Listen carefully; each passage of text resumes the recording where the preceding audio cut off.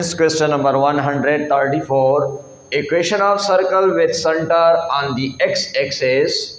Equation of circle with the center on x-axis lie has no term which any equations when the center is on the x-axis. So first of all we make here coordinates planes, that is x and x dash.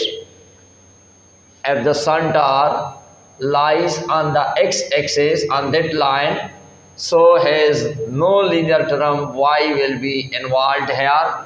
Option B is the correct option. Equation of circle with center through origin.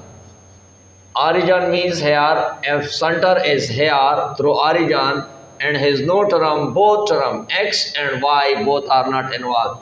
X and y both are not involved in this situation.